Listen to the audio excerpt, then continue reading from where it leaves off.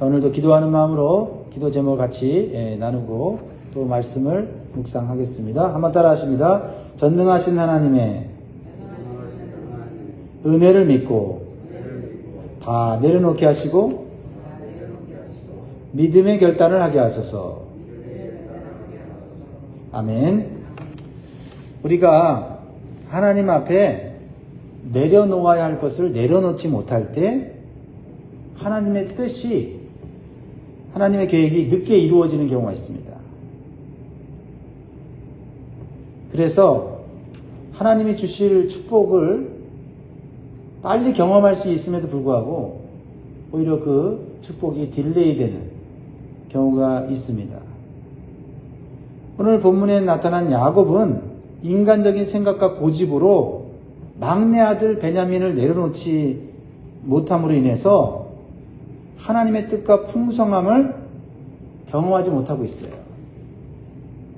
그래서 사람은요, 때때로 궁지에 몰려야만 결단하게 됩니다. 야곱 가족은 다시 심각한 생계의 위협을 느낍니다. 막다른 골목에 이른 것이지요. 1절에 보면 그 땅의 기근이 심하고 그들이 애굽에서 가져온 곡식을 다 먹음에 그 아버지가 그들에게 이르되 다시 가서 우리를 하여 양식을 조금 사오라. 애굽에서 사온 양식이 다 떨어졌습니다. 양식이 없으면 사람의 생명도 가축의 생명도 유지할 수 없어요. 막다른 골목입니다. 궁지에 몰렸습니다. 그러자 야곱의 넷째 아들 유다가 아버지를 설득합니다. 애굽에 양식을 사러 가려면 애굽의 총리의 요구대로 해야 한다는 겁니다. 내려간다고 양식을 살 수 있는 게 아니라는 겁니다. 막내 동생 베냐민을 데려가야 한다는 겁니다. 그래야만 볼모로 잡혀있는 시므온도 데려올 수 있고 그리고 양식도 구할 수 있다는 겁니다. 그래서 3절에 보면 유다가 아버지에게 말하여 이르되 그 사람이 우리에게 엄히 경고하여 이르되 너희 아우가 너희와 함께 오지 아니하면 너희가 내 얼굴을 보지 못하리라 하였으니. 내 얼굴을 보지 못한다는 것은 양식도 살 수 없다는 거예요. 그러면 베냐민 안 데려가면 아무 소용이 없다는 겁니다. 그래서 유다는 아버지 베냐민 데려가지 않으면 우리도 양식 사러 가지 않겠습니다 라고 얘기하는 거죠. 왜냐하면 분명히 애굽 총리가 베냐민을 데려와야만 죽지 않고 살 수 있다고 말했기 때문이에요. 자, 요셉 편에서 우리가 생각해 보면 요셉이 이런 요구를 하고 있는 것은 하나님의 은혜로 총리가 된 요셉은 하나님의 뜻에 순종하고 있는 거예요. 하나님의 언약과 구원 계획을 알고 있기 때문에 베냐민을 데리고 오라고 요구하는 것입니다. 근데 야곱의 입장에서 봤을 때는 이것은 엄청난 충격이고 고통이죠. 자기가 사랑하는, 자기가 붙잡고 있는, 어쩌면 자신의 존재의 목적, 삶의 목적이라고 여기는 이 막내 아들 베냐민에 대한 애착이 너무 심해서 지금 하나님의 뜻을 볼 수가 없는 거예요. 지금 확실히 야곱은 영적으로 무디어져 있어요. 인간적인 생각과 고집으로 인해서 하나님의 뜻과 계획을 보지 못하고 있어요. 오직 베냐민만 지키려고 하는 거죠. 사실 다른 아들들도 사랑하는 아들들 아닙니까? 또 볼모로 잡혀있는 시므온도 자기 사랑하는 아들 아니에요? 이 상황에서 야곱은 어른답지 못하게 행동하고 있고 또 성숙하게 행동하지 못해요. 그래서 아들들을 오히려 원망하고 불평을 합니다. 자, 보세요. 6절에 보면 이스라엘이 이르되 너희가 어찌하여 너희에게 또 다른 아우가 있다고 그 사람에게 말하여 나를 괴롭게 하였느냐 라고 하면서 이 현재 이 곤란한 상황을 아들들에게 책임 전가하고 있죠. 그러니까 아들들은 뭐라고 얘기합니까? 7절에 그들이 이르되 그 사람이 우리와 우리의 친족에 대하여 자세히 질문하여 이르기를 너희 아버지가 아직 살아계시느냐? 너희에게 아우가 있느냐 하기로 그 묻는 말에 따라 그에게 대답한 것이니 그가 너희의 아우를 데리고 내려오라 할 줄을 우리가 어찌 알았으리까. 사실 요셉은 애굽의 강력한 권세자예요. 권세자 앞에서 무슨 말을 무슨 말이든지 대답해야 되는 거 아닙니까? 그런데 야곱은 이 아들들이 왜 쓸데없이 베냐민이 있다고 얘기를 했느냐라고 얘기하는 거죠. 그러나 요셉은 가족에 대한 궁금함, 또 관심, 그리고 하나님의 뜻을 이루기 위하여 물었던 것입니다. 야곱은 지금 환경과 상황에 매여 있어요. 그래서 자신의 잘못은 모르고 아들들만 탓하고 원망하고 책임 전가하는 못난 아버지, 미성숙한 신자의 모습을 보여주고 있다는 겁니다. 우리도요, 우리 인간적인 생각과 고집에 딱 사로잡혀 있으면요, 다른 방법, 다른 길이 보이지 않아요. 특별히 하나님의 뜻과 계획을 알지 못하고 그저 마지막 남은 이거 없으면 난 죽는다 하면서 주저앉아 있을 때가 있다라는 겁니다. 그리고 하나님의 뜻을 모르면 원망과 불평을 하게 되죠. 다른 사람을 원망하고 환경을 불평하고 또 책임을 전가하려고 하는 그런 마음이 있어요.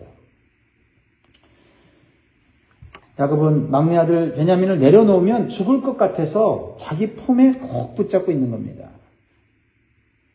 지금 결단하지 못하는 야곱으로 인해 야곱의 가족은 막다른 골목에 이르게 됐죠. 그래서 가족이 분열되는 거예요. 그런데요, 때때로 막다른 골목이 하나님의 뜻을 따르게 되는 축복이 될 수 있다라는 겁니다. 우리가 막다른 골목에 이르렀을 때, 꼼짝달싹할 수 없을 때, 그때는 정말 하나님의 뜻을 따르는 복된 선택이 있어야 될 줄 믿습니다.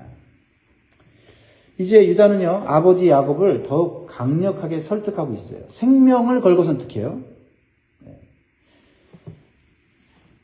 그래서 유다가 이렇게 얘기합니다. 8절에 유다가 그의 아버지 이스라엘에게 이르되 저 아이를 나와 함께 보내시면 우리가 곧 가리니 그러면 우리와 아버지와 우리 어린아이들이 다 살고 죽지 아니하리이다 라고 하면서 자신의 생명을 내겁니다. 9절이 있습니다. 같이 9절 시작.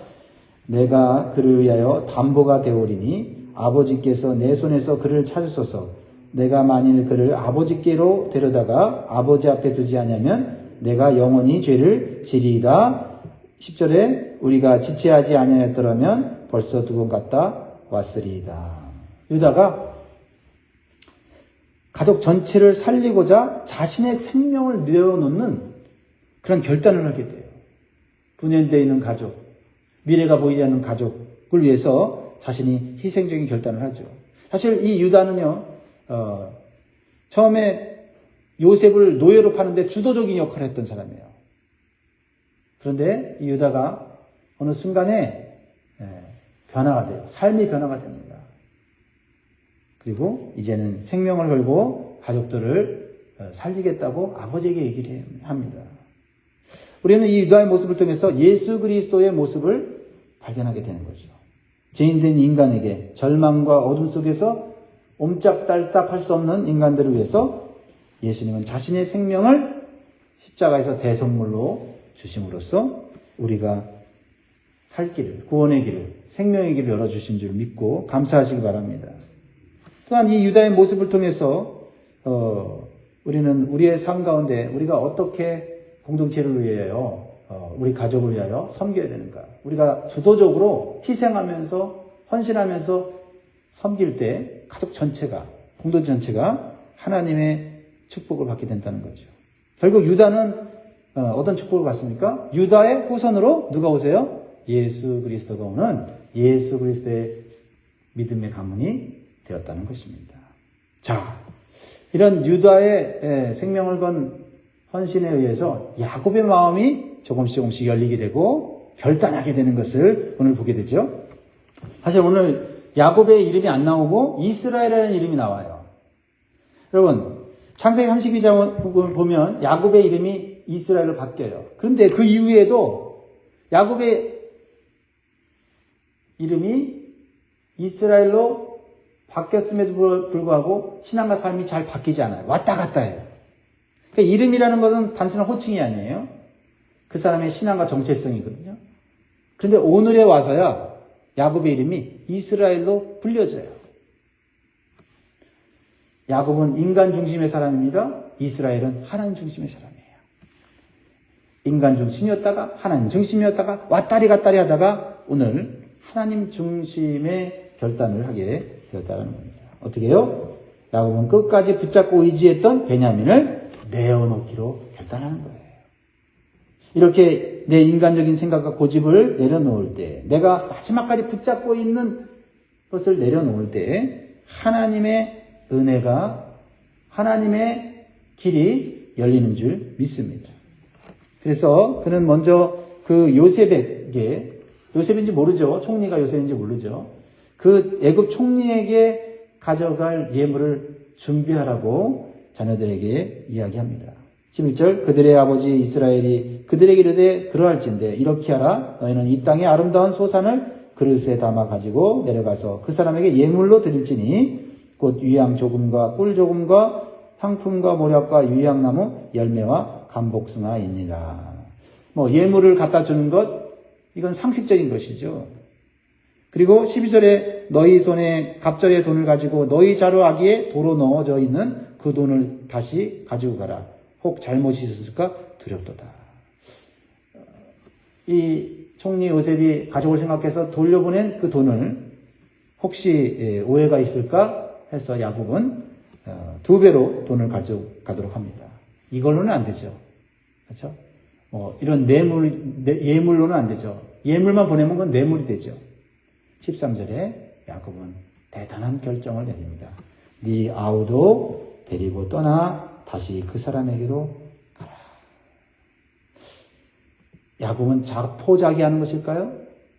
상황이 이러니 한 사람 잃어도 다른 가족이 살 수 있으니 자포자기하면서 그런 심정으로 보내는 것일까요? 아니라는 겁니다.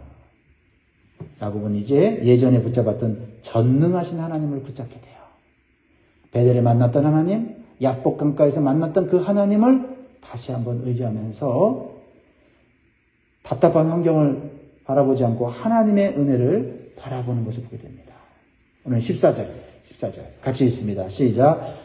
전능하신 하나님께서 그 사람 앞에서 너희에게 은혜를 베푸사 그 사람으로 너희 다른 형제와 베냐민을 돌려보내게 하시기를 원하노라. 내가 자식을 잃게 되면 이르리로다. 내가 자식을 잃게 되면 이르리로다 라고 하는 것은 자포자기가 아니었어요. 내 손에 있었던 베냐민을 하나님의 손에 맡겨드리는 믿음의 결단이었다는 겁니다. 아브라함이 독자 이삭을 하나님 앞에 모리아산에 바쳤듯이 야곱은 믿음으로 베냐민을 하나님 앞에 내려놓는 것입니다. 하나님께 맡기는 거죠. 이제는 내가 붙잡고 뭘 해보려고 하지 않겠다. 하나님이 원하시는 대로 나는 다 맡기겠다라는 겁니다. 그렇습니다. 내 손에 있는 것보다 하나님의 손에 있는 것이 더 안전하다고 하는 믿음을 갖게 되었다라는 것입니다. 자, 오늘 말씀을 마음에 다시 한번 새깁니다. 내가 내 생각과 고집으로 붙잡고 있는 것을 내려놓아야 하나님의 뜻과 길을 알게 됩니다. 이제 야곱의 가족은 하나가 되고 하나님이 보여주시는 길로 가기 위해서 서로 힘을 쓰는 것을 보게 됩니다. 유다의 말대로 지체하지 않았더라면 더 빨리 하나님의 뜻과 풍성한 삶을 경험했을 것입니다. 오늘 야곱의 모습을 통해서 오늘 또 우리의 기도 제목을 다시 한번 마음에 새깁니다. 전능하신 하나님의 은혜를 믿고 다 내려놓게 하시고 믿음의 결단을 하게 하소서. 오늘 하나님께 맡길 건 맡기고 내려놓을 건 내려놓아 하나님이 보여주시는 길이 보이게 되고 축복의 삶이 이루어지기를 주의 이름으로 축복합니다. 기도하겠습니다.